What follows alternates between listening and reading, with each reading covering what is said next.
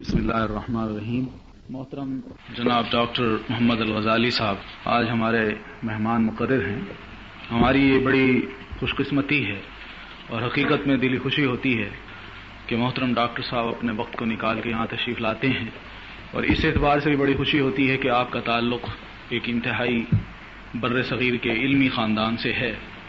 آپ تھانوی خانوادہ سے تعلق رکھتے ہیں اور اس وقت یونیورسٹی میں آپ ایسوسیٹ پروفیسر ہیں، اور یونیورسٹی میں ایک میگزین نکلتا ہے ادارہ تحقیقات اسلامی کے ذریعے سے، اس کا نام ہے الدراسات العربیہ، یہ عربی زبان کا ہے۔ آپ اس کے بھی ایڈیٹر ہیں اور ساتھ ہی یونیورسٹی میں آپ پڑھاتے بھی ہیں۔ آپ کا تعلق بھی ایک علمی خاندان سے ہے جو تھانوی خاندان مشہور ہے۔ ڈاکٹر محمود احمد غازی صاحب جو تشریف لائے تھے، آپ ان کے چھوٹے بھائی ہیں، تو انشاءاللہ آج ہمارے درمیان ہیں، تو میں ڈاکٹر محمد الغزالی صاحب کو خوش آمدید کہتے ہوئے دعوت دوں گا کہ وہ اپنی گفتگو کا آغاز فرمائیں۔ بسم اللہ الرحمن الرحیم، الحمد للہ رب العالمین، والصلاة والسلام على سید المرسلین وعلى آلہ واصحابہ اجمعین، اما بعد فقد قال اللہ تعالی فی کتابہ العزیز: المؤمنون والمؤمنات بعضهم أولياء بعض يأمرون بالمعروف وينهون عن المنكر ويقيمون الصلاة ويؤتون الزكاة ويطيعون الله ورسوله أولئك سيرحمهم الله إن الله عزيز حكيم. وعد الله المؤمنين والمؤمنات جنات تجري من تحتها الأنهار خالدين فيها ومساكن طيبة في جنات عدن ورضوان من الله أكبر ذلك هو الفوز العظيم. صدق الله العظيم. میری بہنوں اور محترم جناب ادریس زبیر صاحب، میں آپ کے سامنے چند گزارشات آپ کی خدمت میں پیش کرنا چاہوں گا، جس کا مقصد اس بات کی وضاحت ہے کہ کچھ عرصے سے ہم یہ بات دیکھتے ہیں کہ ہمارے مختلف مسائل جو مسلمانوں کو درپیش ہیں اور پاکستانیوں کو درپیش ہیں، ان مسائل کے متعلق دنیا میں ایک خاص طرز فکر، ایک خاص قسم کی سوچ نظر آنے لگی ہے، اور بہت بڑی تعداد میں ہمارے اپنے بھائی بہن اس سوچ کے ساتھ متفق نظر آتے ہیں، اور بعض صورتوں میں بہت گرم جوشی کے ساتھ، بڑی سنسیئرٹی کے ساتھ، اخلاص کے ساتھ ان مقاصد کے فروغ کے لیے کام کرتے ہوئے نظر آتے ہیں۔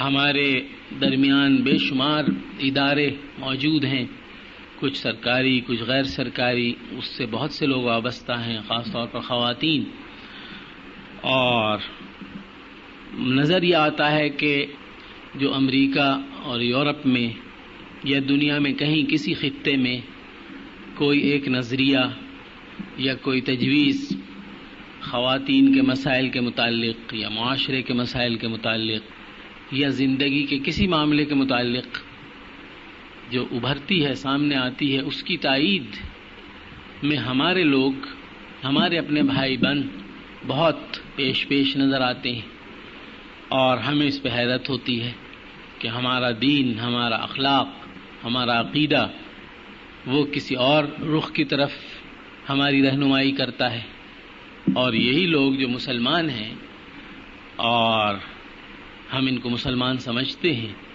بالکل ایک مختلف اور متضاد نظریے اور مقصد اور نصب العین کو لے کر آخر کیوں چل پڑے؟ کیا بنیادی فرق ہے ہماری سوچ میں اور ان کی سوچ میں؟ جو باقی تجاویز سامنے آتی ہیں جس میں ہمیں یہ محسوس ہوتا ہے کہ ایک ایجنڈا دیا جا رہا ہے، ایک خاص معاشرت، خاص طرز فکر، خاص رویے کو دنیا میں رائج کرنے کا، وہ ہمیں کس قدر ناگوار معلوم ہوتا ہے، ناقابل قبول لگتا ہے، اور ہماری جو اسلامی حمیت ہے، ہمارا اسلامی شعور اس کو کسی طرح قبول کرنے کے لیے تیار نہیں ہے. تو وہ لوگ جو مسلمان ہیں، حکومتوں سے وابستہ ہیں یا اداروں سے وابستہ ہیں یا یونیورسٹیز سے وابستہ ہیں یا مختلف تنظیموں سے وابستہ ہیں، وہ آخر کیوں اس قدر غیر اسلامی اور غیر اخلاقی سوچ کو اور مقصد کو اتنی گرمجوشی کے ساتھ قبول کر کے اس کو آگے بڑھا رہے ہیں؟ اس بات کو سمجھنے کے لیے میری ناچیز رائے میں اس کی ضرورت ہے کہ ہم بہت بنیادی جو تصورات ہیں مغربی فکر کے، ان کی گہرائی میں جا کر معلوم کرنے کی کوشش کریں کہ وہ کیا ہیں اور کس طرح ان تصورات سے، ان نظریات سے یہ تجاویز جنم لیتی ہیں. جب ہم اس جڑ تک پہنچ جائیں گے اور ہمیں معلوم ہوگا کہ ہمارا عقیدہ، ہمارا دین اور اس کی تعلیمات اور ان تصورات میں کیا فرق ہے، اس وقت ہم اس بات کو زیادہ بہتر طور پر سمجھ سکیں گے کہ اس طرح کی جو تجاویز ہیں، اباحیت پر مبنی جو منشور ہیں اور اسلام کی اور انسانیت کی قدروں کو پامال کرنے والے جو منصوبے ہیں، ان کی حقیقت کیا ہے اور ان کو ہم کس طریقے سے بطور مسلمان کے فیس کریں، اور ان لوگوں کو جو ان نظریات سے متاثر ہو گئے ہیں واپس لانے کی کوشش کریں. کیونکہ محض ایک دن میں یا چند دنوں میں یا چند مہینوں میں یہ نہیں ہوا کہ کچھ لوگ متاثر ہو گئے ایک خاص طرز زندگی سے، طرز فکر سے، اور انہوں نے اس کو بلا چون و چرا تسلیم کر کے اپنا لاہ عمل بنا لیا، اپنا نصب العین بنا لیا، اور اس کے فروغ میں وہ ہمتاً مصروف ہو گئے ہوں. بلکہ جو پورا بنیادی تصور ہے، ڈھانچہ ہے، فکر ہے، سوچ ہے، یا ہمارے اپنی اصطلاح میں جو عقیدہ ہے بنیادی، اس میں فرق آ چکا ہے، اس میں تبدیلی آ چکی. اور جب تک ہم جڑ سے اس کو نہیں پکڑیں گے تو ہم محض اس طرح کی استدلال سے شاید ان لوگوں کو قائل نہیں کر سکتے کہ صاحب آپ ہمارے معاشرے کو غلط رخ پر لے جا رہے ہیں، آپ اخلاقی قدروں کو پامال کر رہے ہیں. کیونکہ جب تک آپ کے اور ان کے درمیان وہ مشترک بنیادیں نہ ہوں، تصورات ایسے ہوں کہ جو آپ اور وہ دونوں تسلیم کرتے ہوں، اس وقت تک نتائج پر بات چیت نہیں ہو سکتی. بہت بنیادی بات، جیسا کہ آپ پر پوری طرح واضح ہے، یہ ہے کہ ہمارے دین میں اس قدر زور عقیدے پر آخر کیوں دیا گیا ہے کہ کچھ بنیادی حقائق ہیں، کچھ بنیادی مسلمات ہیں، ان کو تسلیم کرنا انتہائی ضروری ہے. اور جب تک ان کو اچھی طرح انسان تسلیم کر کے اپنے دل اور دماغ میں، اپنے احساسات میں، جذبات میں پوری طرح جاگزین نہ کر دے، اس وقت تک جو دین کی باقی تعلیمات ہیں، شریعت ہے، اخلاق ہے، آداب ہیں، اس وقت تک انسان ان کو نہ سمجھ سکتا ہے، نہ ان پر عمل پیرا ہو سکتا ہے، نہ ان کو لاگو کر کے ان کے صحیح نتائج تک پہنچ سکتا ہے. بالکل اسی طرح جو دوسری تہذیب ہے جو دنیا میں غالب ہے اس وقت، جس کے تصورات دنیا میں آج کل بہت فروغ پا رہے ہیں، بالکل اسی طرح ایک عقیدہ یا ایک کائناتی نظریہ یا بنیادی تصورات کا ڈھانچہ ان کے پاس بھی ہے، جو انہوں نے صدیوں کی پیدا ہونے والی تبدیلیوں کے نتیجے میں جس کو حاصل کیا ہے. اور جو کچھ آج ہمارے سامنے ہو رہا ہے یہ ان تمام بنیادی تصورات سے مربوط ہے. بالکل اسی طرح جیسے اسلام کی تمام تعلیمات جتنی بھی ہیں، چاہے وہ بہت بنیادی ہیں یا وہ محض جزوی اور ثانوی ہیں، ان سب کا تعلق بالآخر کسی نہ کسی طریقے سے جو بنیادی عقیدہ ہے توحید کا، اس سے جا کے مل جاتا ہے. یہ کہنا صحیح ہے کہ اسلام توحید کا دوسرا نام ہے، یہ اسلامی زندگی توحید پر عمل درآمد کا دوسرا نام. بالکل اسی طرح جو تصورات مغرب کے معاشرے نے 400-500 برس میں پیدا کیے ہیں اور جن کو اس کا عقیدہ کہا جا سکتا ہے، انہی تصورات سے یہ تمام نتائج پیدا ہو رہے ہیں. جب تک ہم ان تصورات گہرائی میں نہیں جائیں گے ہمیں معلوم نہیں ہوگا کہ جو بیماری ہے جس کے سمٹمز سامنے نظر آ رہے ہیں اس کی علت کیا ہے، اس کی حقیقت کیا ہے، اس کا سبب کیا ہے. اس وقت تک نتائج کو سمجھا بھی نہیں جا سکتا اور نتائج کے متعلق گفتگو جو ہے وہ مؤثر بھی نہیں ہو سکتی اور نتائج سے عہدہ برا بھی نہیں ہوا جا سکتا. تو اب میں آپ کی توجہ اس بات کی طرف مبذول کرانا چاہوں گا کہ جو ویسٹ ہے اس کی جو تاریخ ہے اس کا آغاز اس بات سے ہوتا ہے کہ ہمیں نظر آتا ہے کہ ان کے معاشرے میں ایک بہت ہی طاقتور، ایک بہت مستحکم ایک تنظیم ہے جس کا نام کلیسا ہے، چرچ ہے، اور تمام امور زندگی کے تمام معاملات، سیاست، معیشت، معاشرت، اخلاق، تعلیم، آداب، انسانی تعلقات، خاندان، ہر چیز اس چرچ کے ماتحت ہے. یہاں سے آغاز ہوتا ہے. تمام جو مورخین ہیں، تاریخ نویس، جنہوں نے اپنے متعلق اپنی نام نہاد ترقی کے متعلق جو لکھا ہے وہ سب اپنی تاریخ کا آغاز اس دور سے کرتے ہیں کہ جب ان کے معاشرے میں کلیسا کو، مذہبی پیشواؤں کی تنظیم کو مکمل بالادستی حاصل تھی. اور یہ وہی زمانہ ہے کہ جب مسلمانوں کے ہاں عالم یہ تھا کہ مسلمان تہذیب اور تمدن اور ثقافت اور علوم اور سیاست اور معیشت، معاشرت دنیا میں فروغ پا رہی تھی، اور رسول اللہ صلی اللہ علیہ وسلم کے دنیا سے تشریف لے جانے سے پہلے ہی جو اسلامی تہذیب ہے، اسلامی دعوت ہے اور پیغام ہے وہ جزیرہ عرب کی حدود سے باہر نکل چکا تھا. آپ کو معلوم ہے کہ رسول اللہ صلی اللہ علیہ وسلم نے اپنی آخری وصیت جس لشکر کے بھیجنے کے متعلق فرمائی تھی وہ لشکر جزیرہ عرب سے باہر جانے والا تھا، اور اس کے نتیجے میں بے شمار تہذیبوں اور اقوام کے لوگ اور مختلف نسلوں کے لوگ اسلام کے دائرے میں داخل ہو رہے تھے اور اسلامی علوم ان کے ہاں رائج ہو رہے تھے، ان کی زندگیوں میں تبدیلی آ رہی تھی. اور یہ وہ زمانہ تھا کہ جب اسی توحیدی نظریے کے تحت نہ صرف یہ کہ اسلامی علوم، قرآن، سنت، فقہ، کلام وغیرہ، اخلاق، اس کی ترویج ہو رہی تھی، بلکہ جو دیگر اقوام اور دیگر تہذیبوں کے جو علوم تھے جیسے یونانی تہذیب، رومن تہذیب، ہندوستانی تہذیب یا ایرانی قدیم تہذیب، اس کے جو علوم تھے، اس کے جو افکار تھے وہ بھی مسلمانوں میں رفتہ رفتہ رائج ہو رہے تھے. اور مسلمانوں نے ایک بہت بڑا کام یہ انجام دیا کہ یونانی فلسفے کی تمام ضروری بنیادی کتابوں کا عربی میں ترجمہ کیا، اور عربی میں ترجمہ کر کے ان کو اندلس میں جب مسلمانوں کی حکومت رہی 700 برس، وہاں ان کو فروغ ہوا اور مغرب والوں کا، یورپ والوں کا رابطہ ہوا اور انہوں نے مسلمانوں کی شاگردی اختیار کی، تو ان کے ذریعے یہ تمام علوم اور افکار یورپ والوں تک پہنچے جس کے وہ قدرداں اور معترف ہیں.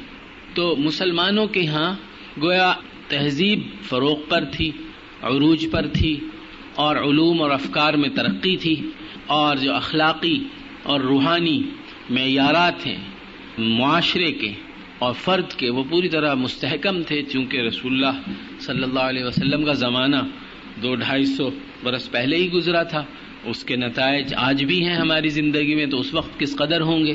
اس وقت تھے تو ایک متحد، مستحکم اور یکجہتی رکھنے والا، ایک توحیدی سوچ رکھنے والا، ایک ویژن رکھنے والا ایک معاشرہ جو روبہ ترقی تھا اور جس میں وسعت ہو رہی تھی اور جس کے دائرے میں لوگ داخل ہو رہے تھے، وہ مسلمانوں کے ہاں موجود تھا عین اس وقت جب مغرب ایک بدترین قسم کی استبدادی نظام کے تحت جو کلیسا نے اس پر مسلط کیا تھا رہتا تھا.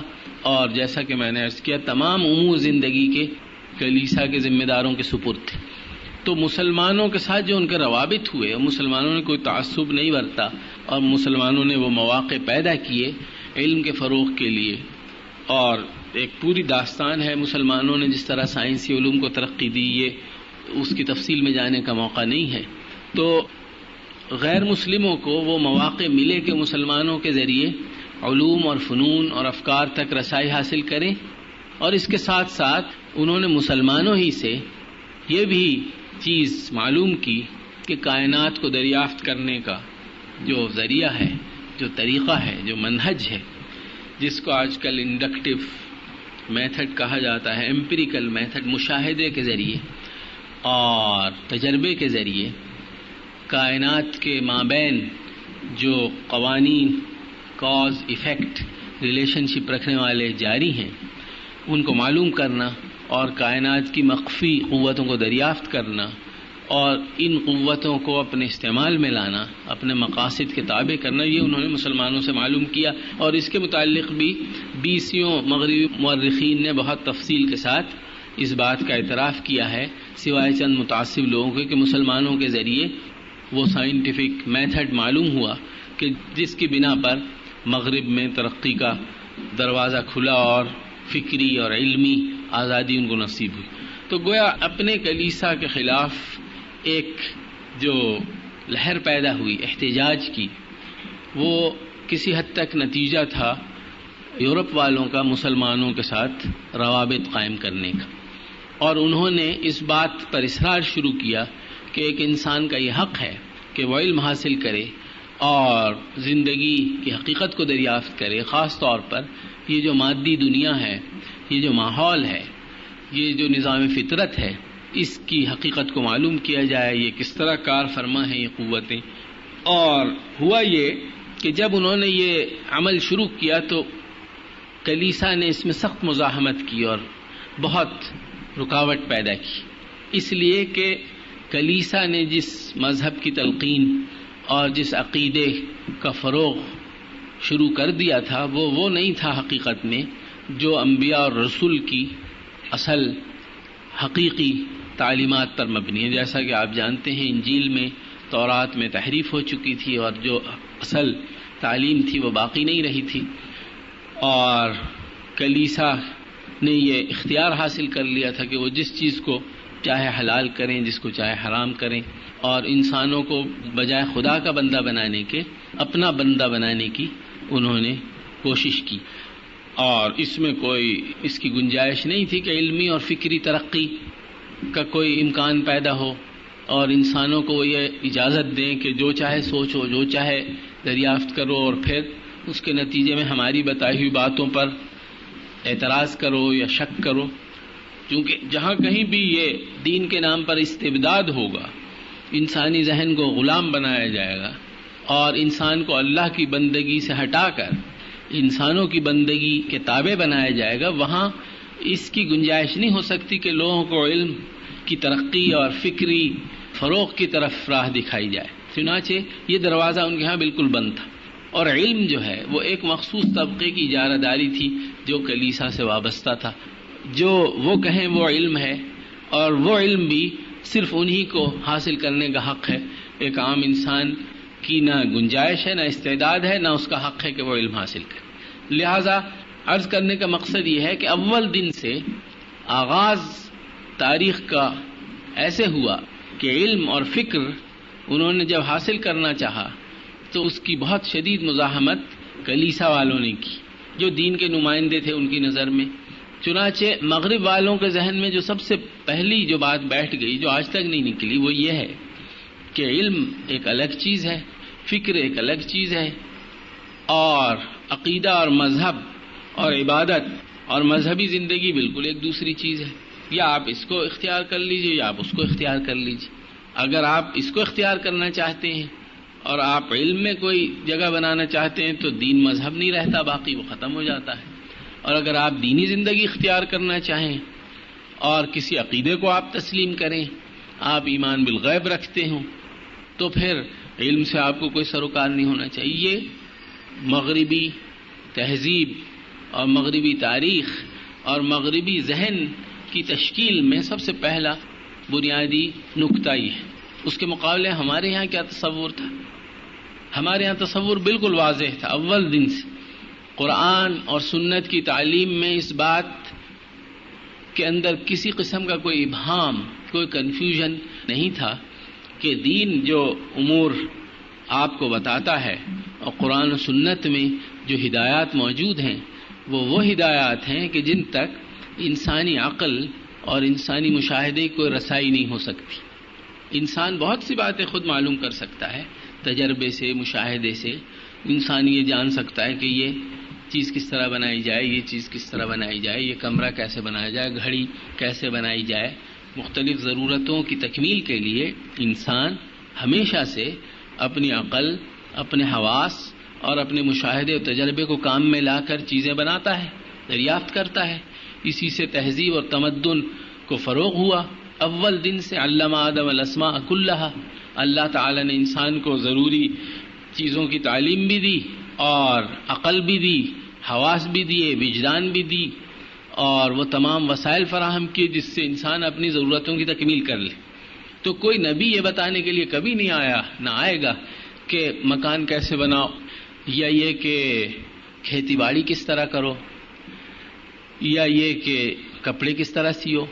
یہ بالکل انبیاء اور رسل اور وحی کے دائرے سے بالکل نیچے اور خارج یہ امور ہیں. لہذا جو اللہ نے جو دین انسان کے لیے پسند کیا، اس دین میں اس بات پر قدغن یا کوئی حد یا قید نہیں لگائی گئی کہ انسان اپنی مادی ضروریات کی تکمیل کے لیے دریافت کرے اور تجربہ مشاہدے سے معلوم کرتا رہے اور اپنی ضرورتیں پورا کرے. دین جو ہے وہ صرف یہ کہتا ہے کہ جب انسان اپنی سوچ اور اپنی دریافت کے آخری انتہا کو پہنچتا ہے، عقل سے پہلے حواس ہیں 5، اور حواس سے پہلے وجدان ہے، انٹیوشن. ہمیں معلوم ہوتا ہے کہ ہم تھک گئے ہیں، ہمیں بھوک لگی ہے، ہمیں پیاس لگی ہے، ہمیں اپنے بارے میں معلومات حاصل ہوتی ہیں وجدان کے ذریعے. اس سے بھی پہلے بالکل جبلت کے ذریعے کچھ چیزیں معلوم ہو جاتی ہیں.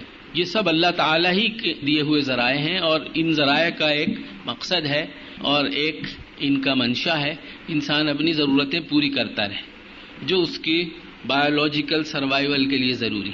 دین نے کوئی اس پہ پابندی نہیں لگائی. دین کا کہنا صرف یہ ہے کہ کچھ امور انسانی عقل اور حواس اور مشاہدے کی دسترس سے باہر ہیں، اور وہ بنیادی طور پر وہ ہیں کہ جن کا تعلق انسانی زندگی کے مقصد سے ہے. انسان کیوں پیدا ہوا؟ انسان نے بہت سی چیزوں کا مقصد معلوم کر لیا. یہ آگ ہے، یہ پانی ہے، یہ ہوا ہے، یہ چیزیں ہیں، ان کو دریافت کر کے اس میں تبدیلی لا کر یہ بنایا جا سکتا ہے، یہ بنایا جا سکتا ہے، یا اس کو بہتر ایسے بنایا جا سکتا ہے. انسانی طبیعت میں ہے کہ وہ کیوریس ہے، تجسس رکھتا ہے، وہ نئے نئے سوالات اٹھاتا ہے، جوابات تلاش کرتا رہتا ہے. انسانی فطرت میں یہ بھی ہے کہ وہ ایک خاص کیفیت پر خوش نہیں رہتا، تبدیلی چاہتا ہے، تنوع چاہتا ہے، کیپریشس ہے، تو وہ نئی نئی ایجادات کرتا ہے، نئے نئے طریقے دریافت کرتا ہے، نئے طریقے سے مکان بناتا ہے، نئے ڈھنگ کے اور نئے انداز کے لباس بناتا ہے، نئے انداز کی غذائی ضروریات پوری کرتا ہے. تو یہ سب کرتا رہتا ہے. لیکن جو مکمل انسان ہے، پوری اس کی مکمل زندگی ہے پیدائش سے موت تک، اور تمام انسانوں کا یہ کارخانہ ہے. پھر یہ کائنات ہے، اور اس کائنات میں تمام وسائل، تمام خزانے اور تمام سہولتیں انسان کے لیے رکھی گئی ہیں. انسان نے آ کر ان کو استعمال کرنا شروع کیا، اور یہ جیسا کہ آج کل سائنس کہتی ہے کہ یہ انوائرنمنٹ جو ہے فرینڈلی ہے، انسانی ضرورت کی پوری تکمیل اس سے ہوتی ہے، اور یہ ماحول انسانی زندگی کی عین تقاضوں کے مطابق ہے. سب کچھ یہاں موجود ہے. تو اس سب کا آخر مقصد کیا ہے؟ یہ خود اپنی جگہ مقصد ہے، یا اس سے بڑھ کر آگے کوئی مقصد ہے؟ اس سے آگے دیکھنا چاہیے. تو وہ آگے انسان کیسے دیکھے؟ وہ سائنس کے ذریعے تو نہیں دیکھ سکتا، کسی لیبارٹری میں نہیں دیکھ سکتا، کسی ذریعے سے معلوم نہیں کر سکتا سوائے اس ذریعے کے جو عقل، حواس، وجدان اور جبلت سے بالا تر ہو. اور اس کو جاننے کے لیے ضروری ہے کہ خود اس کائنات کے بنانے والے کی طرف سے یہ علم انسان کو دیا جائے، کیونکہ اس کے پاس یہ علم ہے، اس نے بنایا ہے، اس نے انسان کو بھیجا ہے اور پیدا کیا ہے، اس کو ڈیزائن کیا ہے. اس کی نفسیات، اس کی خواہشات، اس کی جذبات، اس کے احساسات، اس کی تمام جو جبلت ہے، اس کو خالق نے پیدا کیا ہے. تو خالق جو ہے وہی یہ بتا سکتا ہے کہ انسان کی پوری زندگی کا کیا مقصد ہے. جزئیات تو آپ معلوم کر سکتے ہیں. جیسے مثلا یہ کمرہ ہے، اس میں بہت سی چیزیں آپ بتا سکتے ہیں کہ یہ لگا ہوا ہے، بجلی ہے، پنکھا ہے، گھڑی ہے، مائکرو فون ہے، کرسیاں ہیں، یہ کارپیٹ ہے، یہ اس کی میجرمنٹ ہے. بہت تفصیل آپ بتا سکتے ہیں. لیکن ایک لیول وہ بھی آئے گا کہ جب یہ بتانا پڑے گا کہ اس سب کا مقصد کیا ہے، اس پورے کا پرپز کیا ہے، یہ بتائیے آپ. تو آپ کو یہ بتانا پڑے گا کہ یہ الہدا کے نام سے ایک ادارہ ہے، اس کا ایک پروگرام ہے، اس کا ایک حصہ ہے. وہ الہدا تو ایک کوئی مادی چیز نہیں ہے کہ اس کو ٹچ کر لیں یہ الہدا ہے. اگرچہ وہ یہاں اس بلڈنگ میں موجود ہے، وہ کسی اور بلڈنگ میں بھی ہو سکتا ہے. وہ تو ایک ایبسٹریکٹ چیز ہے، مجرد چیز ہے، محسوس چیز نہیں ہے، مرئی چیز نہیں ہے، ویزیبل نہیں ہے، ٹچیبل نہیں ہے، ٹینجیبل نہیں ہے. تو ایک مجرد چیز. تو جب بھی عمومی مقاصد کی بات ہوتی ہے تو اس کے لیے مادی جو ہیں تنگیاں اس سے بالاتر ہو کر مجرد کی طرف جانا پڑتا ہے. اب اگر میں آپ سے کہوں کہ آپ پورے اس کمرے کی، اس کلاس روم کی حقیقت مجھ پہ واضح کیجیے اور بتائیے کہ یہ کیا ہے، تو آپ کہیں گے کہ یہ الہدا کا ایک حصہ ہے. تو الہدا کیا ہے؟ الہدا تو مجھے نظر نہیں آتا. آپ صرف وہ بتائیے جو مجھے نظر آئے. گویا آپ سائنسی حدود میں بات کیجیے، سائنٹیفک آپ کا ہونا چاہیے اپروچ. تو سائنٹیفکلی تو نہیں بیان ہو سکتا، اس لیے کہ الہدا تو کوئی گرفت میں آنے والی چیز نہیں ہے. یا ایک پروگرام ہے، ایک تربیتی کورس ہے، تو وہ کیا ہے، وہ کہاں ہے، مجھے دکھائیے. اس کا بھی وجود ایک عقیدہ ہے، ایک یقین ہے کہ اس کا وجود ہے. جی، اس یقین کے علاوہ تو اس کا کہیں وجود نہیں ہے. کہاں وجود ہے؟ اگر آپ نہ اس پہ یقین کریں تو کبھی بھی نہیں یقین کریں گے. تو اس لیے دین کا کہنا صرف یہ ہے کہ عقل سے، حواس سے، نظر سے ماورا جو امور ہیں، جو اس کی دسترس سے باہر ہیں، اس کی گرفت سے بالاتر ہیں، ان کو جاننے کے لیے، ان کو سمجھنے کے لیے ایمان بالغیب ضروری ہے. اور ایمان بالغیب جس کے پاس نہیں ہوگا وہ قرآن اور سنت کسی چیز سے فائدہ نہیں اٹھا سکتا. جیسا کہ قرآن کی بالکل ابتدائی آیات میں اس بات کا اعلان کر دیا گیا کہ ان کے لیے ہدایت ہے جو ایمان بالغیب رکھتے ہیں. تو ایمان بالغیب بہت بنیادی چیز ہے، یعنی وہ چیزیں جو نظر سے، عقل سے ماورا ہیں، باہر ہیں، ان کو تسلیم کرنا. اور ان کو تسلیم کرنے کا ذریعہ انبیاء کی تعلیمات ہیں.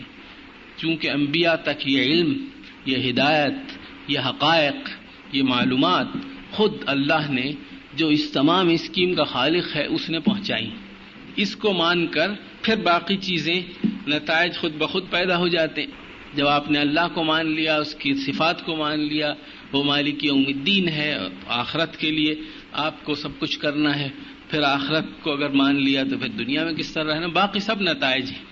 تو جب یہ ورلڈ ویو، پورا کائناتی نظریہ آپ مان لیں تو اس کے بعد تمام نتائج منطقی طور پر لاجیکلی خود بخود فالو کرتے ہیں. اس میں کسی اور مزید اس کی ضرورت نہیں. لیکن ایمان بالغیب بہت ایک بنیادی اور اہم اور بیسک فنڈامنٹل ایک تصور ہے، ایک یقین ہے، ایک عقیدہ ہے. اور اس کو ماننا، تسلیم کرنا، یہ بھی عرض کر دوں کہ کوئی ان سائنٹیفک یا ارریشنل بات اس لیے نہیں ہے کہ اس زندگی میں بے شمار امور ہیں جو ہم مانتے ہیں بغیر کسی سائنسی استدلال کے، بغیر کسی لاجیکل پروف کے. اب میرے متعلق ادریس بھائی نے جو کچھ فرمایا وہ غلط بھی ہو سکتا ہے. خبر جو ہے، انہوں نے ایک انفارمیشن دی، صحیح بھی ہو سکتی، غلط بھی ہو سکتی، تو کیوں آپ نے مان لی؟ سب جھوٹ ہو سکتا ہے. کسی کو سڑک پہ سے پکڑ لائے ہوں، کچھ آپ کا وقت ضائع کرے یہاں آ کر اور بے معنی باتیں کرے، یہ بھی تو ہو سکتا ہے. کیوں آپ نے یقین کی؟ آپ نے ٹکٹ خریدا لاہور جانے کے لیے اور جہاز میں آپ جا کے بیٹھ گئی. اتنی پرخطر اور اتنی ہائیلی رسکی چیز جو فضا میں چلی جائے گی، ایک آدمی کے اوپر سارا دار و مدار ہے، اس کی عقل پر، اس کی ایکسپرٹیز پر، اس کی سمجھ بوجھ پر، اس کے حواس پر، اس کے الرٹ ہونے پر. اپنی زندگی کو آپ نے اس کے سپرد کر دیا اور کہیں بھی لینڈ کر لے، کریش ہو جائے خدا نہ خواستہ، لاہور میں نہ اتارے، آپ کو لاڑکانے میں لے جا کے اتار دے. آپ نے کیوں یقین کیا کہ وہ لے جائے گا؟ اور اگر آپ یقین نہ کریں اور آپ ڈیمانڈ کریں لاجیکل پروف، سائنٹیفک ایویڈنس، تو آپ کبھی لاہور جانے قابل نہیں ہوں گی. اسی طرح اگر آپ کسی ڈاکٹر کے پاس علاج کے لیے جائیں اور آپ یہ اس سے کہیں کہ نہیں تمہارے بیان پر ہمیں یقین نہیں ہے، جب تک ہمیں پورا ثبوت جو سائنسی معیار سے پورا ثبوت ہو، ہمیں وہ نہ مل جائے کہ تم جو دوا ہمیں دے رہے ہو وہ دوا ہمارے لیے واقعی مفید ہے اور اس سے ہماری صحت بحال ہو جائے گی. کیا ثبوت وہ دے سکتا ہے آپ کو بتائیے؟ اگر وہ یہاں تو ڈاکٹر کے پاس اتنا وقت بھی نہیں ہوتا، لیکن اگر اتنا وقت ہو تو وہ آپ کو اپنی ڈگری دکھا دے گا. وہ ڈگری کیا ہے؟ وہ بھی تو ایک اطلاع ہے کہ فلاں فلاں صاحب نے فلاں سن میں داخلہ لیا اور 4-5 سال گزارے اور تجربے کیے اور تمام مطالعہ ضروری کیا اور انہوں نے یہ ڈگری حاصل کی. وہ بھی تو ایک اطلاع ہے. یا میڈیکل کونسل کا جو ایک ہے اجازت نامہ پریکٹس کرنے کا، وہ بھی ایک اطلاع ہے. تو عرض کرنے کا مقصد یہ ہے کہ انسان حقیقت میں اس زندگی میں بے شمار اطلاعات پر یقین رکھتا ہے، اور اگر وہ یقین نہ رکھے، اگر وہ یہ سمجھے کہ سائنسی یا لاجیکل پروف ضروری ہے چیزوں کو ماننے کے لیے، تو وہ زندگی میں ایک کام بھی نہیں کر سکتا، وہ رہ نہیں سکتا، وہ پاگل خانے میں پہنچ جائے گا بہت جلدی. اس لیے یہ ایک بہت بڑی غلط فہمی ہے کہ انسان یہ سمجھے کہ سائنس سے ہی سب کچھ معلوم ہوتا ہے، باقی کہیں سے نہیں معلوم ہوتا. یہ ایک بہت بڑا دھوکہ ہے اور غلط دعویٰ ہے. ہم نے اپنے ماں باپ کو بھی پہچانا سائنس سے نہیں ہے کہ سائنٹیفک کوئی ایویڈنس ہمارے پاس ہو جس کا ثبوت بالکل یقینی اور قطعی ہو، جس کو کوئی شک و شبہ جس میں پیدا نہ کیا جا سکے. یہ نہیں ہے، بلکہ ایک اطلاع ہے. ہماری ماؤں نے ہمیں یہ اطلاع دی کہ یہ تمہارے باپ ہیں، تمہارے بھائی ہیں، تمہارے بہن ہیں، یہ تمہارے رشتہ دار ہیں، اور تمام تعلقات خاندانی اسی اطلاع کی بنیاد پہ پیدا ہو جاتے ہیں. تمام حقوق، تمام لیگل، سوشل، فیمیلیل جو نتائج ہیں وہ اسی سے پیدا ہو جاتے ہیں. اس ایک اطلاع سے آپ اس کو مت مانیے تو وہ آپ پھر کہیں بھی نہیں رہ سکتے. اس لیے اس زندگی میں بے شمار امور ایسے ہیں کہ جن کے لیے کسی شخص کی خبر پر یقین کرنا، اس کے لیے صرف ایک پیمانہ ہے کہ جو خبر دے رہا ہے وہ خبر دینے والا سچا ہے، کوئی وجہ نہیں کہ وہ جھوٹا ہو. اور جہاں آپ کو شک ہوتا ہے وہاں آپ خبر کی تصدیق کرنے کی کوشش کرتے ہیں. تو یہ بنیادی ذریعہ ہے علم کا انسان کی، اور بنیادی ذریعہ علم کا سائنس نہیں ہے. خود سائنٹسٹ جب ایک تحقیق کرتا ہے، جستجو کرتا ہے، تو وہ تمام سائنسی حقائق کو نئے سرے سے نہیں دریافت کرتا، بلکہ بے شمار باتیں وہ پچھلوں کی مانتا ہے. تو وہ بھی اس کا ایمان بالغیب ہے. اسے تو نہیں معلوم کہ یہ پانی جو ہے یہ اس طرح آکسیجن ہائیڈروجن کی کمبینیشن سے بنتا ہے. وہ اس کو بھی ایگزامن کرے اور ہر چیز کو دوبارہ کرے. اگر وہ سائنٹیفک اپروچ اختیار کرنا چاہتا ہے وہ ایسا نہیں کرتا، بلکہ جو تمام پچھلوں کے نتائج ہیں اس کو مان کر، اس پہ یقین کر کے، اس لیے کہ کوئی وجہ نہیں کہ وہ غلط ہوں، وہ آگے بڑھتا ہے، کوئی نئی بات دریافت کر لیتا ہے. لیکن عام زندگی میں جب تک انسان خبر کو، انفارمیشن کو، اطلاع کو، بشرطے کہ اس کا ذریعہ قابل تصدیق ہو، قابل اعتماد ہو، سچا ہو، قبول کر لیتا ہے. بالکل اسی طرح ہم مسلمان اپنی زندگی کے جو بنیادی امور ہیں، جو بنیادی حقائق ہیں، بنیادی مقاصد ہیں، اس کو تسلیم کرنے کے لیے ہم نے تاریخ کے سب سے سچے انسان کی اطلاع اور گواہی کو تسلیم کیا. اور تسلیم کرنے کے بعد ہماری زندگی کو ایک رخ، ایک مقصد، ایک معنویت مل گئی. یہ تو ہمارا ویو ہوا. اب دوسرا ویو کیا ہے جس سے تمام مسائل پیدا ہوئے؟ میں یہ عرض کر رہا تھا کہ جب کلیسا کے خلاف تحریک شروع ہوئی، کسی نے کہیں کی بات کی، چاہے اس کا دین مذہب سے تعلق ہے یا نہیں ہے، اس کے خلاف کلیسا نے بڑا سخت رد عمل ظاہر کی. اور آپ میں سے جو لوگ واقف ہیں وہ اس کی مثالیں یقیناً ان کے ذہن میں آئیں گی. تو سائنٹسٹ جو ویسٹ میں ہوئے انہوں نے بڑی قربانیاں دیں، بڑی سختیاں برداشت کی، جس کے نتیجے میں ویسٹ میں، یورپ میں سائنس کا فروغ اور اس کا عروج ممکن ہوا. لہذا اول دن سے سب سے بنیادی بات جو ان کے ذہن میں بیٹھی ہے وہ یہ ہے کہ سائنس الگ ایک راستہ ہے، دین میں ایک الگ راستہ ہے. یا آپ اس کو اختیار کیجئے یا اس کو اختیار کیجئے، دونوں میں کوئی نقطہ اتصال نہیں ہوتا. ہمارے ہاں بالکل اس سے مختلف. ہمارے ہاں یہ ہے کہ سائنس سے آپ جو مرضی دریافت کر لیجئے، اس سے دین کی کوئی حقیقت کمزور نہیں پڑے گی. دین کے حقائق، کلیات، تعلیمات، مقاصد، ہدایات، اصول اپنی جگہ اٹل ہیں، اور وہ سائنس کے دائرے سے باہر کی چیزیں، ان کو ماننا اور جاننا ضروری ہے، اس لیے کہ ان کو ماننے اور جاننے پر پوری زندگی کے مقصد کا دار و مدار ہے. اور اگر آپ نہیں مانیں گے تو آپ کو اختیار ہے، لیکن پھر زندگی بے مقصد اور بے معنی اور بے سمت ہو جائے گی. اس کے مقابلے میں ان کے ہاں بنیادی نظریہ یہ کار فرما ہوا کہ دین الگ ہے، سائنس الگ ہے. چنانچہ کلیسا کے خلاف ایک تحریک شروع ہو گئی، اور رفتہ رفتہ یورپ کا معاشرہ، یورپ کا انسان کلیسا کی دسترس سے آزاد اپنے کو کرتا گیا، اور جب سائنسی معلومات کا فروغ ہوا اور اس کے نتیجے میں ایجادات ہوئیں، پہیہ ایجاد ہوا، یہ ایجاد ہوا، اور لوگوں کو سہولتیں حاصل ہونے لگیں، لوگوں کی مادی ضروریات پوری ہونے لگیں، تو سائنسی جو کمیونٹی ہے اس نے طاقت حاصل کر لی، اور رفتہ رفتہ مرکزی حیثیت اس کو حاصل ہوتی گئی معاشرے میں، اور اسی تناسب سے جو کلیسا ہے وہ کمزور پڑتا گیا۔ پوری مغربی تاریخ اس بات کی کہانی ہے کہ کلیسا کس طرح رفتہ رفتہ کمزور ہوا، یہاں تک کہ وہ پھر رینیسانس اور ریفارمیشن بہت سے مراحل آئے، اور بالآخر یہ ہوا کہ ہمیں سب تفریق کر دینی چاہیے۔ جو شخص دین، مذہب، عبادت، عقیدے میں، روحانیات میں دلچسپی رکھتا ہے، اس کو چاہیے کہ وہ اتوار کے روز چلا جایا کرے اور کسی چرچ کا ممبر بن جائے۔ باقی زندگی کے تمام امور جملہ، چاہے ان کا تعلق سیاست سے ہے، معیشت سے ہے، معاشرت سے ہے، کہیں سے ہے، علم سے ہے، تعلیم سے ہے، وہ کلیسا کے دائرے سے باہر۔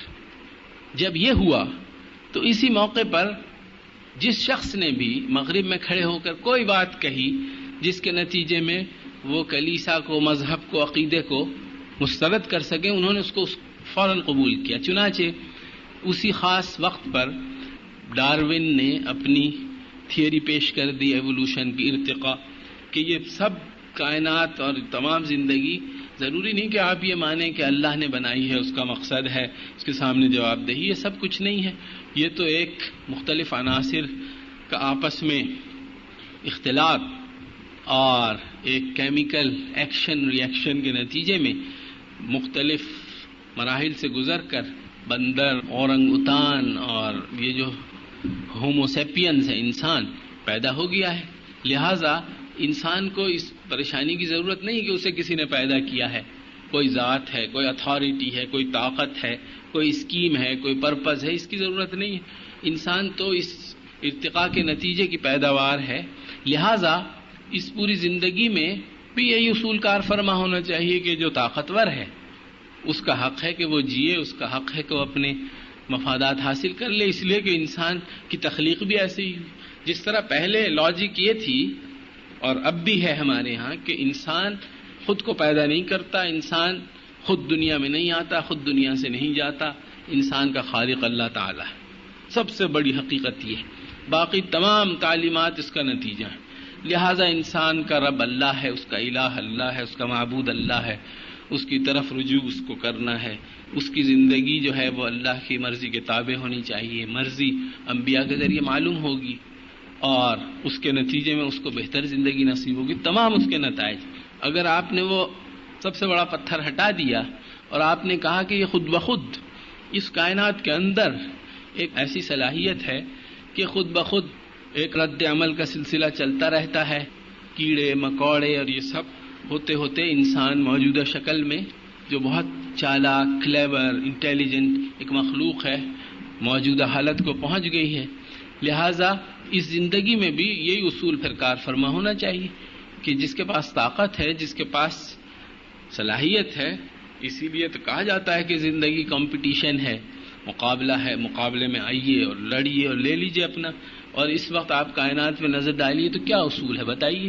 کوئی حق یا عدل یا انصاف، کوئی اصول دنیا میں ہے کہیں کسی سطح پر، ویسٹ میں خاص طور پر، سوائے اس اصول کے کہ جس کے پاس طاقت ہے، طاقت میں علم بھی ہے، طاقت میں سائنس بھی ہے، طاقت میں سیاست بھی ہے، اکانومی بھی ہے، طاقت میں میڈیا بھی ہے، ہر چیز طاقت میں شامل ہے، پاور کی ڈیفینیشن میں تمام چیزیں شامل۔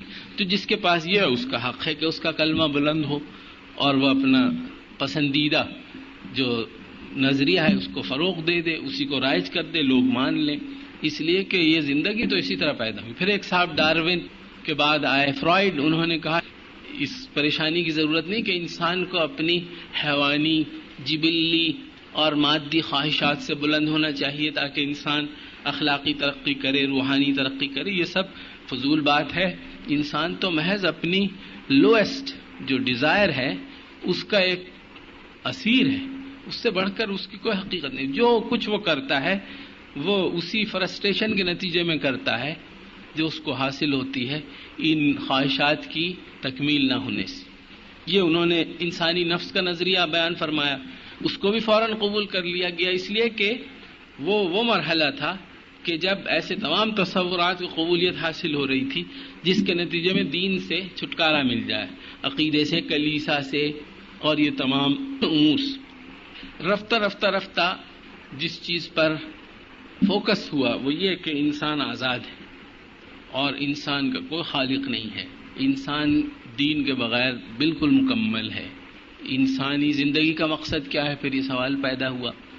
تو پہلے تو یہ کہا گیا کہ عقل سے وہ مقصد معلوم کیا جا سکتا ہے، لیکن عقل کے متعلق بہت شکوک شبہات پیدا ہوئے. عقل تو کوئی متعین چیز نہیں ہے، ہر ایک کی عقل اپنی ہے. عقل تو خود ڈیفائن نہیں ہو سکتی. عقل کیا ہے؟ ایک بھوکے آدمی کی عقل کچھ اور کہتی ہے، ایک بہت متمول آدمی کی عقل کچھ اور کہتی ہے، جس کے پاس حکومت ہے اس کی عقل کچھ اور ہے، جس کے پاس کچھ نہیں ہے اس کی عقل کچھ اور کہتی ہے. تو عقل ایسا آبجیکٹو پیمانہ نہیں ہے جو سب کے لیے قابل قبول ہو، جس پر سب متفق ہو جائیں. لہذا عقل کو بھی انہوں نے مسترد کیا اور رفتہ انہوں نے صرف تجربے مشاہدے کو پیمانہ تسلیم کیا، جس کو سائنٹزم کہا جاتا ہے کہ سائنٹیفک کرائیٹیریا جو ہے وہ ہونا چاہیے تمام حقائق معلوم کرنے کا. اور سائنٹیفک کرائیٹیریا یہ ہے کہ جس طرح زولوجی حیوانیات نام ہے اس چیز کا کہ جانوروں کے بیہیویئر کو آپ دیکھیں، آبزرو کریں اور ریکارڈ کریں ڈیٹا اور اس کو پھر اینالائز کریں اور اس میں جو پیٹرن آپ کو نظر آئے اس کی روشنی میں آپ معلوم کر لیں کاز ایفیکٹ ریلیشن شپ کیا ہے، ریٹ کیسے بیہیو کرتا ہے، کیٹ کیسے بیہیو کرتی ہے، اسی سے زولوجی کا علم معلوم ہوتا ہے.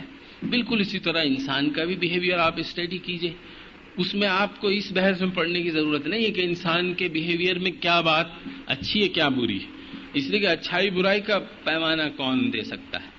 اللہ کو تو انہوں نے خارج کر دیا اپنی اسکیم سے. اچھائی برائی کا پیمانہ کچھ نہیں ہے.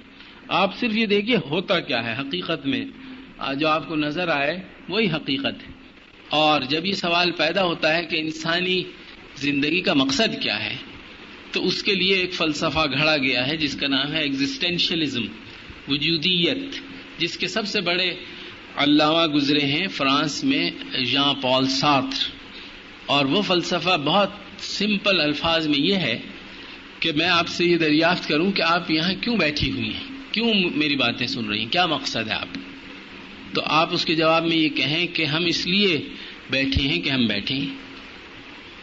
آپ کیوں آئے ہیں اپنے گھروں سے، اپنا کام چھوڑ کے، اپنا آرام چھوڑ کر، اپنا قیمتی وقت لگا کر، اپنی مصروفیات ترک کر کے، اپنے گھر والوں سے جدائی اختیار کر کے یہاں کیوں آئی ہیں آخرہ؟ تو آپ کہیں ہم اس لیے آئی ہیں کہ ہم اس لیے آئی ہیں بس. We are here because we are here. یہ ہے ایگزسٹینشلسٹ فلسفی کہ انسانی ایگزسٹنس جو ہے، وجود تو ایک حقیقت نظر آ رہی ہے، لوگ چل پھر رہے ہیں، کوئی کہتا ہے آئی تھنک دیئر فور آئی ایم، کوئی کچھ کہتا ہے، کچھ کہتا ہے. تو انسانی وجود تو ماننا پڑے گا چونکہ نظر آتا ہے، لیکن کیوں ہے یہ؟ تو اس کا جواب یہ ہے کہ یہ اس لیے کہ یہ ہے. We are here because we are here. میں یہاں آیا ہوں، آپ پوچھیں کیوں آئے ہو تو میں کہوں میں آیا ہوں اس لیے کہ میں آیا ہوں. تو یہ ہے، اس کا مقصد صرف یہ ہے کہ انسان کو بالکلیہ اور مکمل طور پر اللہ کی بندگی سے نکال دیا جائے. اور انسانی آزادی کا جو تصور ہے وہ چاہے کتنا بھی اٹریکٹ کرتا ہو، اپیل کرتا ہو، وہ ان لوگوں کو اپیل کرنا چاہیے کہ جو اس کی گہرائی سے اور اس کے پس منظر سے واقف نہیں ہیں، لیکن جس کو کہا جاتا ہے فریڈم، یہ اللہ کے مقابلے میں سب سے بڑی بغاوت ہے جو تاریخ انسانی میں آج تک کسی نے کی ہے، بت پرستی سے بھی بڑھ کر. اور حقیقتاً قرآن کی روح سے یہ سب سے بڑی بت پرستی، اس لیے کہ جب آپ یہ کہتے ہیں کہ انسان آزاد ہے اور مطلقاً آزاد ہے اور وہ کسی دین، کسی مذہب، کسی خدائی تعلیمات یا پیغمبری ہدایات یا اخلاقی نظام یا کسی ایسے اصول کا پابند نہیں ہے جو دائمی ہو، جس پر ہمیشہ انسانوں کو جج کیا جانا چاہیے، اگر یہ آپ کہتے ہیں تو اس کا دوسرے الفاظ میں مطلب یہ ہے کہ انسان اپنی جو خواہشات ہیں، اپنی نفسانی اور سفلی اور بہیمانہ اینیمل جو خواہشات ہیں ان کا اسیر ہے اور ان کا غلام ہے. اور یہ قرآن نے بہت واضح الفاظ میں کہا ہے کہ اس سے بڑھ کر گمراہی نہیں ہو سکتی. وَمَنْ أَضَلُّ مِمَّنِ اتَّبَعَ هَوَاهُ بِغَيْرِ هُدًى مِّنَ اللَّهِ أَفَرَأَيْتَ مَنِ اتَّخَذَ إِلَٰهَهُ هَوَاهُ. کہ بدترین گمراہی جو ہو سکتی ہے وہ یہ ہے کہ انسان اپنی خواہش کو اپنا خدا بنا لے. اور اس زمانے کے انسان نے صرف یہ کام کیا ہے کہ اپنی خواہش کو اپنا خدا بنا لی. اب اس کے نتیجے میں جب یہ سوال پیدا ہوا کہ اگر سب انسان بالکل آزاد ہیں، اور بے شمار مفکرین نے، ادیبوں نے، شاعروں نے، فلسفیوں نے اس میں حصہ لیا، یہ 200-300 سال میں یہاں تک پہنچا. لاکس اور ہابس اور روسو اور پولیٹیکل اور اکنامک اور سوشل جو تھنکرز ہیں، انہوں نے اپنی اس تھیوری کو، اس نظریے کو فروغ دینے میں، اس کو واضح کرنے میں، اس کی مختلف شکلوں کو بیان کرنے میں اپنا اپنا حصہ لیا. تو سوال یہ پیدا ہوا کہ پھر انسان اگر اس طرح سب آزاد ہیں اور فری ہیں اور اپنی خواہشات کی تکمیل میں بالکل ان کے اوپر کوئی قدغن نہیں ہے، پھر تو معاشرے میں ٹکراؤ ہوگا، معاشرے میں کیوس ہوگا اور تعارض ہوگا، تناقض ہوگا، جھگڑے ہوں گے، لڑائی ہوگی. اس کو کیسے ریزالو کیا جائے؟ اس کو ریزالو کرنے کا طریقہ ہے سوشل کانٹریکٹ. اس لیے کہ سوشل کانٹریکٹ ہمیشہ ان لوگوں کے درمیان ہوتا ہے کہ جو فری ہیں، جو چاہیں تو ایک کام کو کریں، چاہیں تو مت کریں. میرے پاس اس چیز کی ملکیت ہے، آپ سے سیل کا کانٹریکٹ کرنے کا مطلب یہ کہ میں چاہوں آپ کو بیچوں، چاہوں نہ بیچوں، یہی ہے نا. اور آپ بھی آزاد ہیں، چاہے خریدیں چاہے مت خریدیں. اگر ہم ایگری کر جائیں تو یہ سیل ہو سکتی ہے. ٹھیک ہے. اسی طرح ہم زندگی کے مالک ہیں اور ہمارے اوپر کسی قسم کو قدغن نہیں ہے، مگر چونکہ اگر تمام انسان اس زندگی میں بالکل فری رہیں تو ظاہر ہے جس طرح ٹریفک کا اصول ہے کہ ہر ایک کو گاڑی رکھنے کا حق ہے، چلانے کا بھی حق ہے، سڑک سب کی ہے، لیکن اگر سب بیک وقت ہر رخ پہ چلنے لگیں اور کسی اسپیڈ لیمٹ کے بغیر تو سب کا ہی نقصان ہے نا. تو اس لیے کچھ اصول ضوابط وضع کر لیے گئے تاکہ سب اپنا حق اس طرح حاصل کریں کہ سب کی بہتری اس میں ہو. بالکل اسی طرح چونکہ زندگی میں سب آزاد ہیں، لیکن اگر ہر ایک اپنا انٹرسٹ، اپنا مفاد، اپنی خواہش کی تکمیل بے حساب حد شروع کر دے تو ظاہر ہے کہ پھر کسی کو بھی یہ موقع نہیں ملے گا کہ وہ اپنی ضرورت پورا کر سکے، اپنی خواہش کو پورا کر سکے. اس لیے ایک سوشل کانٹریکٹ کا نظریہ وجود میں آیا جس کا مقصد یہ ہے کہ انسان اپنی آزادانہ رائے سے اور مرضی سے اپنی کچھ آزادی جو حقیقتاً ان کی اپنی ہے وہ تھوڑا سا اس کا ایک پورشن دے دیں تاکہ اس آزادی کے ذریعے ان کے تمام امور کو مینیج کیا جائے، آرگنائز کیا جائے، اسٹریم لائن کیا جائے اور وہ چیزیں کی جائیں جس کی انہیں خواہش ہے. چنانچہ یہ پورا جو جمہوریت کا نظریہ ہے یہ اس سے مربوط ہے. اور پارلیمنٹ اسی لیے ساورن ہے. پارلیمنٹ از ساورن، اقتدار اعلیٰ پارلیمنٹ کے پاس ہے، اور پارلیمنٹ کو یہ بھی حق ہے کہ وہ یہ بھی قانون بنا دے کہ انسان جو ہیں بغیر شادی کے بھی رہ سکتے ہیں، ہم جنسی بھی جائز ہے. اور ابھی امریکن سپریم کورٹ نے یہ فیصلہ دیا ہے 3 کیسز میں کہ اگر اولاد اس کی خواہش رکھے کہ وہ اپنے ماں باپ کو ڈائیورس کر دے تو اس کو اجازت ہے. اب کہیں آپ نے ماں باپ کو ڈائیورس کرنے کا سنا ہے؟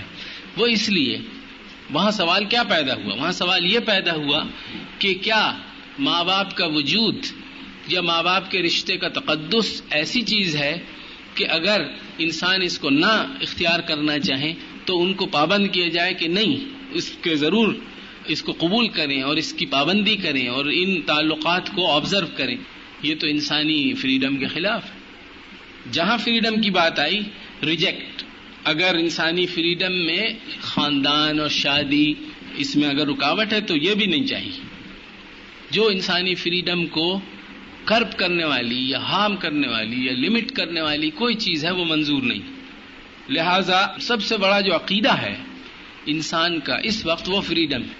تمام آپ دیکھیے اکانومی میں، پالیٹکس میں، ہیومن رائٹس، ویمنز اسٹڈیز، ہر چیز میں انسان کو فری ہونا چاہیے، بس وہ فری رہے. اس کے مقابلے میں ہمارا کیا نظریہ ہے؟ ہمارا نظریہ یہ ہے کہ یہ زندگی تو ہماری نہیں ہے، ہم نے خود اس کو پیدا نہیں کیا، یہ ایک ٹرسٹ ہے، امانت ہے، خلافت ہے.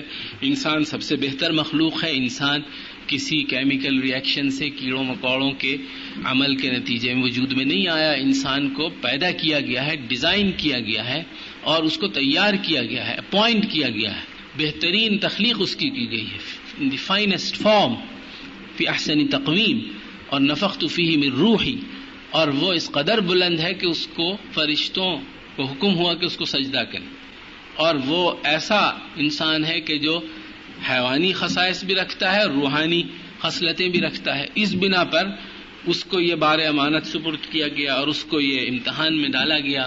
اس کے سامنے زندگی کی یہ امکانات رکھے گئے اور اس کے سامنے یہ مواقع پیدا کیے گئے کہ وہ اللہ تعالیٰ کے مقاصد کی تکمیل کرے، تاکہ اس کو بہت بہتر اور بہت اعلیٰ اور عرفہ اور حقیقی خوشی کی زندگی نصیب ہو اگر وہ چاہے. اس اسکیم کے مقابلے میں دوسری اسکیم یہ ہے کہ کچھ نہیں ہے.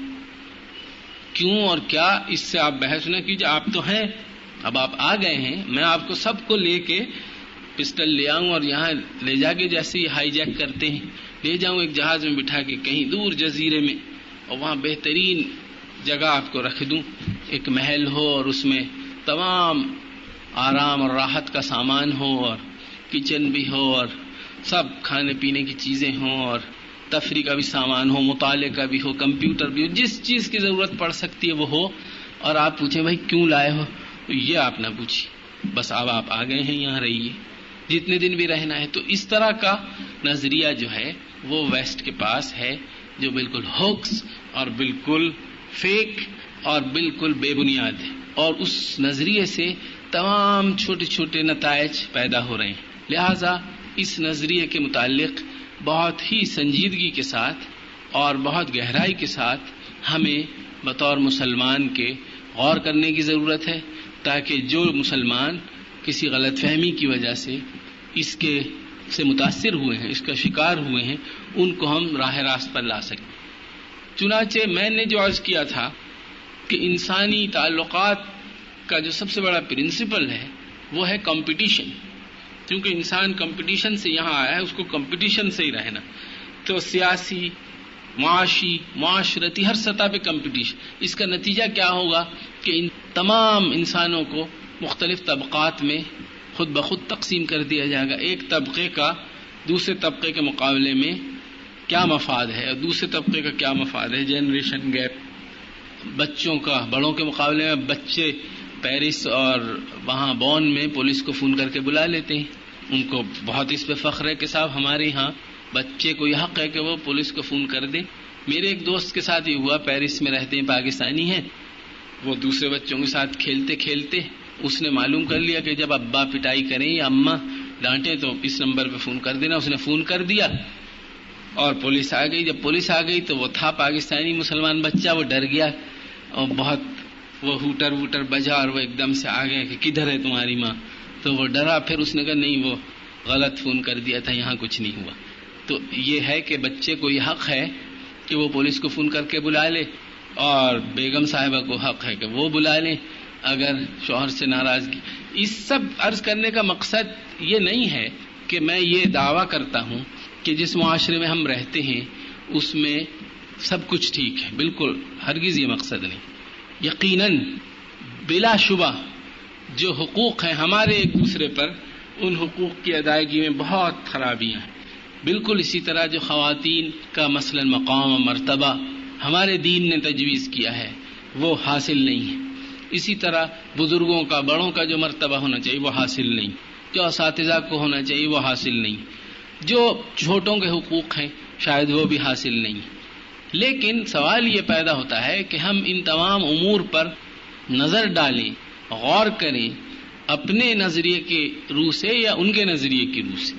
اگر ان کے نظریے کی روح سے کرنا ہے تو بھی اللہ تعالیٰ نے مجبور نہیں کیا. لا اکراہ فی الدین، دین میں کوئی زبردستی نہیں. قد تبین الرشد من الغی، گمراہی اور ہدایت الگ الگ واضح ڈسٹنگوش کی جا سکتی ہے، پہچانی جا سکتی. فمن شاء فلیؤمن ومن شاء فلیکفر، جو چاہے ایمان لائے، اور ایمان لائے تو پھر پورا لائے. ادخلوا فی السلم کافہ، اور پھر پورے اس کے نتائج حاصل کرے تاکہ اس کو فائدہ پہنچے دنیا میں بھی اور آخرت میں بھی. اگر وہ نہیں لانا چاہتا تو پھر وہ دوسرے نظریے کو پوری طرح قبول کر لے تاکہ اس سے اگر کچھ فوائد اس کو حاصل ہو سکتے ہیں. لیکن لیہلک من ہلک عن بینہ ویحیی من حی عن بینہ، قرآن نے بہت واضح طور پر کہا ہے کہ جو کوئی بھی حقیقت کو قبول کرتا ہے تو وہ سوچ سمجھ کے قبول کرے، اور جو اس کو نہیں قبول کرتا اور ہلاکت کا راستہ اختیار کرتا ہے اسے بھی سوچ سمجھ کے کرنا چاہیے۔ یہ تو انسان کا حق ہے کہ وہ جس رویے کو، جس راستے کو اختیار کرے خوب سوچ سمجھ کے اچھی طرح اس کے تمام پہلوؤں پر غور کر کے کرے۔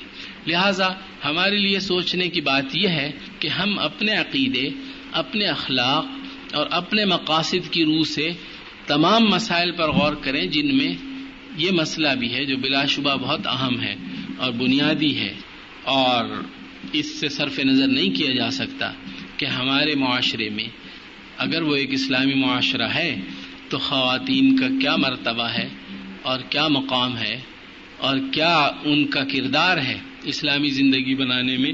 اس دور کے ایک بہت بڑے مفکر اور مجاہد امام حسن البنا رحمۃ اللہ علیہ کا قول یہ ہے کہ اگر تم مجھ سے پوچھو کہ اسلامی معاشرہ کیا ہے یا کوئی معاشرہ اسلامی ہے یا نہیں ہے، تو میں یہ کہوں گا کہ اس معاشرے کی خواتین کا جائزہ لو، اگر وہ مسلمان ہیں تو وہ معاشرہ اسلامی ہے، اور اگر وہ مسلمان نہیں ہے تو وہ معاشرہ اسلامی نہیں ہے۔ حضور نے جو معاشرہ قائم فرمایا تھا وہ اس لیے اسلامی تھا کہ اس کی خواتین اسلامی تھیں، اور انہوں نے اپنا پورا فعال اور بھرپور کردار ادا کیا ہر سطح پر، ہر شعبے میں، اور وہ کردار بہت بنیادی تھا، اس میں کوئی شک نہیں ہونا چاہیے۔ قرآن اور سنت نے کوئی مرتبے میں تفریق نہیں کی۔ میں صرف ایک بات عرض کر کے اجازت لوں گا، اور وہ بات یہ ہے کہ تمام جو تعلیمات ہیں جن سے آپ واقف ہیں اور یہاں آ کر اور زیادہ واقفیت حاصل کی، ان تمام دین کی تعلیمات کا خلاصہ کیا ہے؟ خلاصہ یہ ہے کہ جو کچھ انسان اس دنیا میں کرتا ہے، جس حیثیت میں کرتا ہے، جس سطح پر کرتا ہے، اس کا بالآخر نتیجہ اس کو آخرت میں ملے گا، ٹھیک ہے؟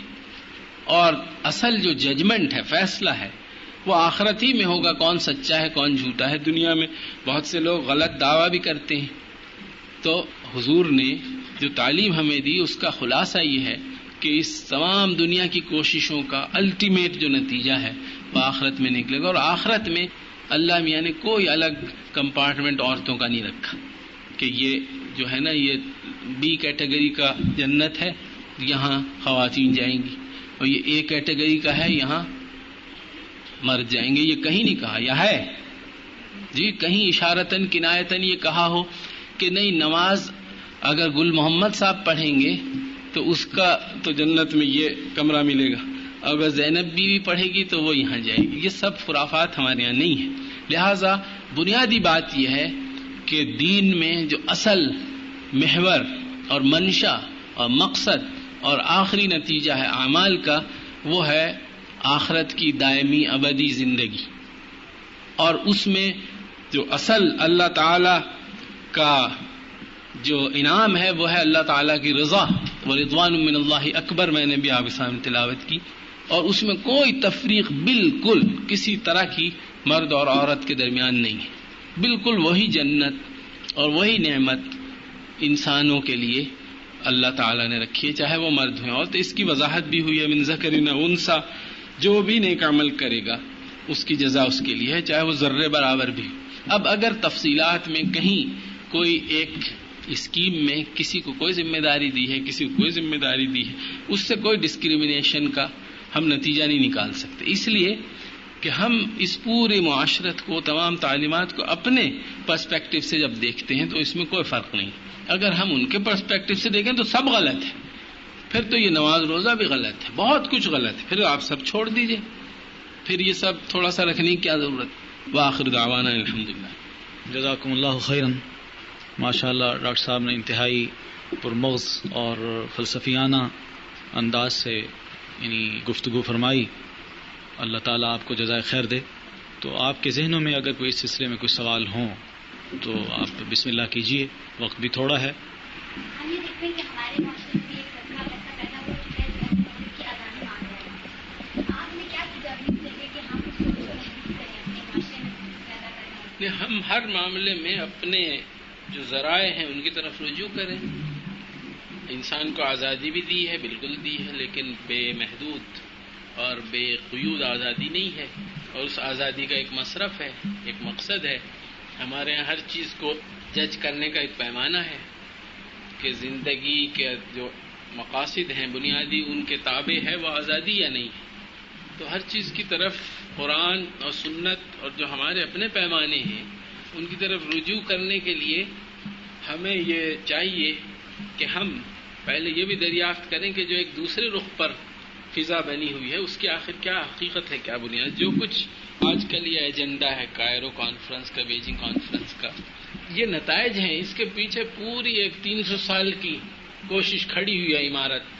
سوشیولوجی اور سائیکالوجی اور اینتھروپولوجی اور پتہ نہیں کیا کیا انسان نے سوچا ہے، لکھا ہے، پڑھایا ہے، ذہنوں کو آمادہ کیا ہے اور اس کے بعد اب یہاں تک پہنچے. تو ہمیں بھی بہت کچھ محنت اور کوشش، تربیت اور تزکیے کے بغیر اس مقصد کو حاصل نہیں کیا جا سکتا. اور ہمیں آزادی کے متعلق یہی بتانا چاہیے کہ ہمیں وہ آزادی چاہیے اور اس مقصد کے لیے چاہیے جو اللہ نے ہمارے لیے تجویز کیا ہے. اس میں تو کوئی شک نہیں کہ ہمارے معاشرے میں عورت استحصال کا شکار ہے، اور ان خواتین نے جو یہ نعرہ لگایا ہے کہ ایسی خواتین کو آزادی دینا چاہتی ہیں، اس کے پیچھے ایک سوچ بھی کارفرما ہو سکتی ہے اور کچھ غلط فہمیاں بھی ہو سکتی ہیں.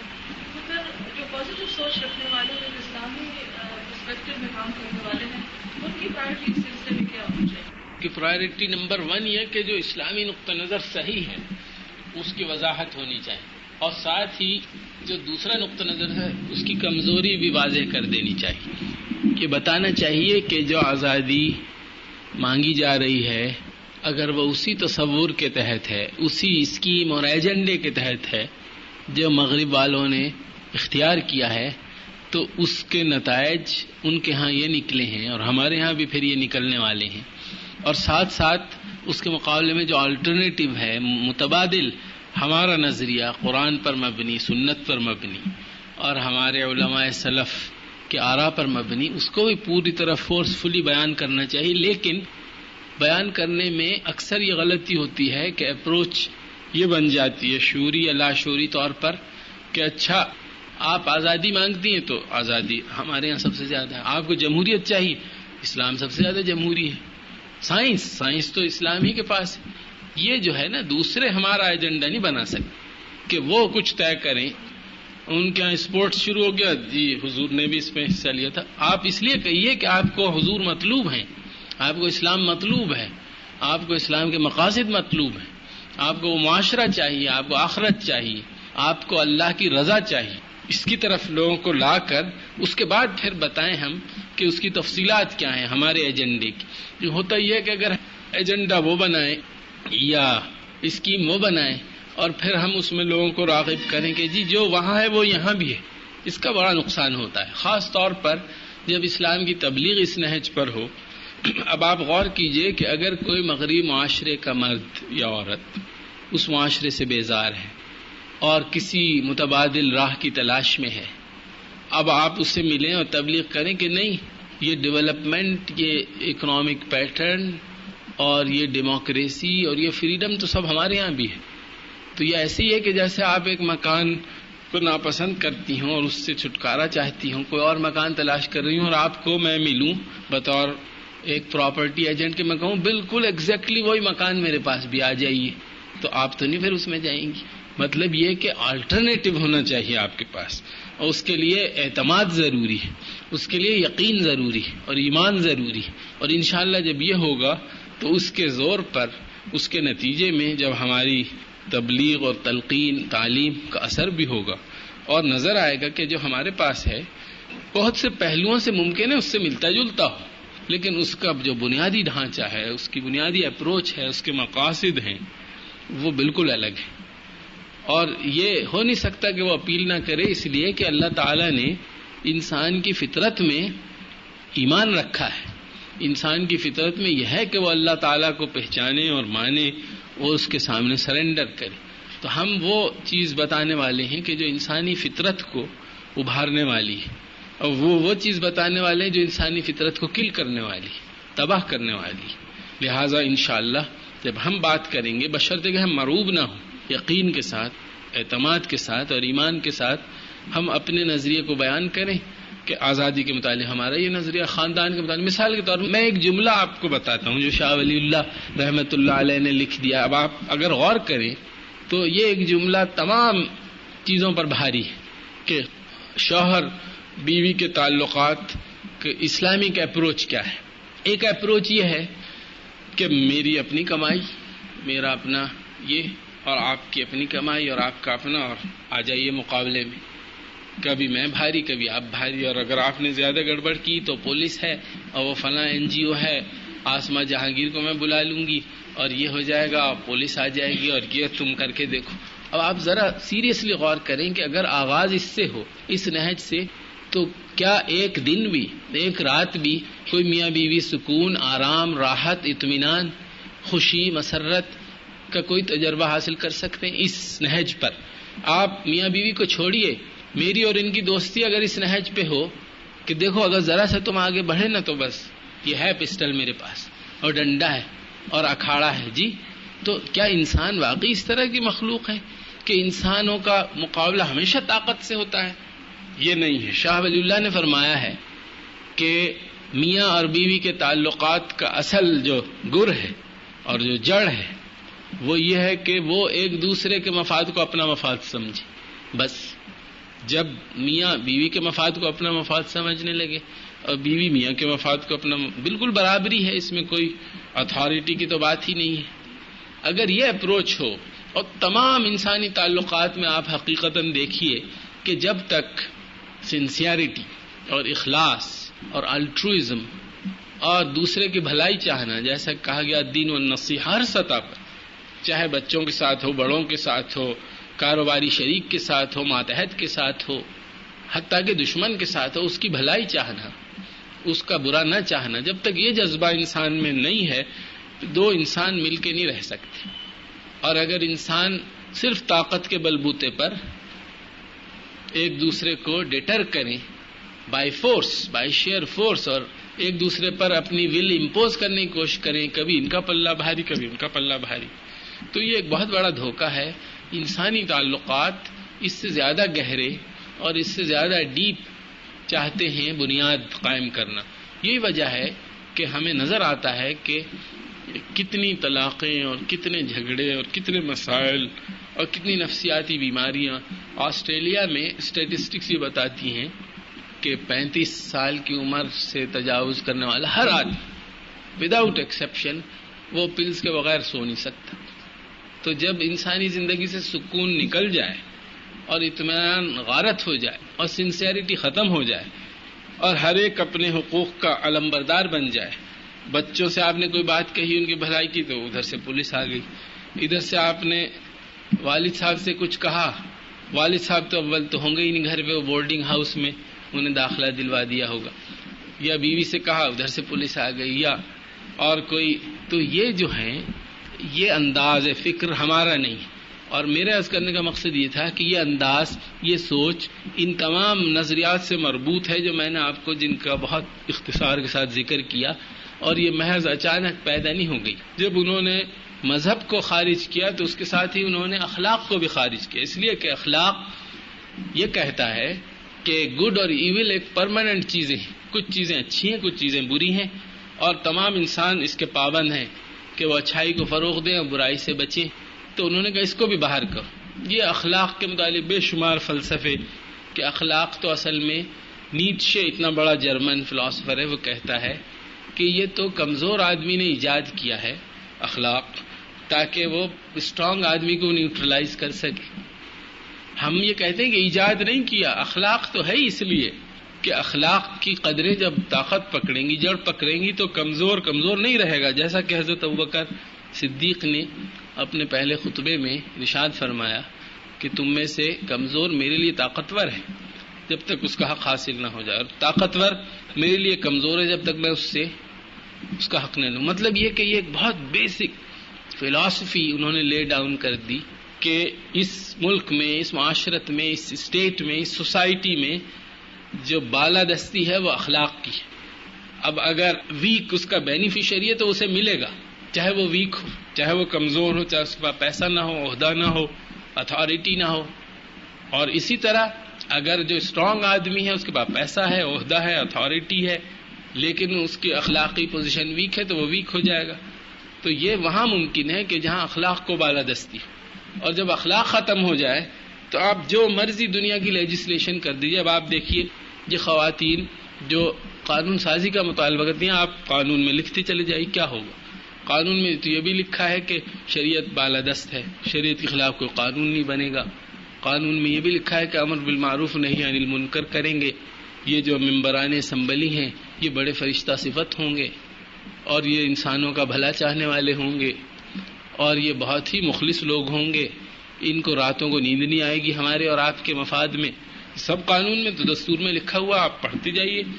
جو اس کا پریمبل ہے، اس کے جو تمام پائس وشز اس میں سب لکھی ہوئی ہیں. لیکن کیا ہماری حقیقی زندگی میں اس کا کوئی نتیجہ نکلا؟ آپ قانون میں لکھ لیجئے کہ نہیں، عورت مرد برابر نہیں، مرد سپیریئر ہے، چلیے لکھ دیا. پھر کیا واقعی انسانوں کا بیہیویئر اس سے بدل سکتا ہے؟ لہٰذا یہ ایک بہت بڑی غلط فہمی ہے کہ اس ایجنڈے کو اختیار کر کے جو کہ دوسری معاشرت کا ہے، دوسری تہذیب کا ہے، دوسرے عقیدے سے جس نے جنم لیا ہے، اور جس کے بدترین نتائج بھی سامنے ہیں، وہ کیا ہیں کہ انسانی زندگی میں سکون میں اضافہ نہیں ہوا، انسانی مسرت میں اضافہ نہیں ہوا، خاندان مضبوط نہیں ہوا، فیملی اسٹرانگ نہیں ہوئی، اور سب تتر بتر ہو گیا، اس کی شیرازہ بندی نہیں. اس کے بعد پھر ہم اسی کے لیے کوشاں ہوں تو یہ ایک بہت بڑی ناکامی کا راستہ ہے. آخر دعوانا